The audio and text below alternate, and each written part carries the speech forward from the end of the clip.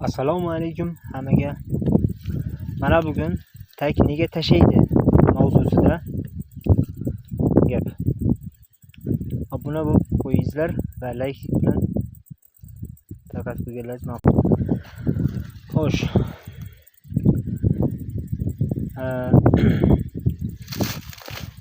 Asosan tagni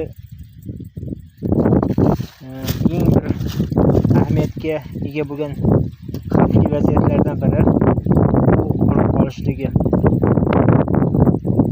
Bahorda yaxshi g'ovlasa, tagini 30 cm ko'tarib g'ovlacham bilan qo'yib qo'ysa, inshaalloh yaxshi bo'ladi.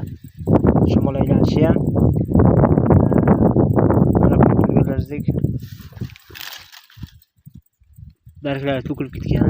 Bargi to'kilishining oqibati hayotiy tajribalarga nisbatan aytilyapti. O'shanga suyangan holda bargi to'kilishi hosilga qarab, o'sha hosil ko'pligi uchun tashab qoladi deyishadi, shunaqa tilda. Tashab qolgani mana bu barglar to'kilib tushadi.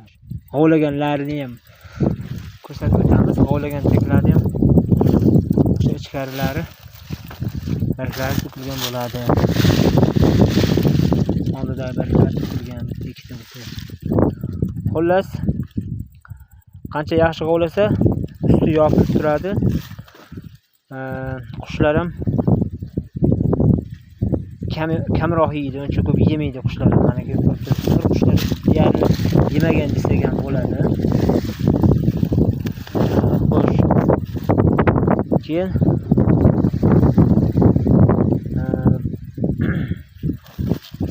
omnat qilishda ham buni o'sha tagi ko'tarilgandan keyin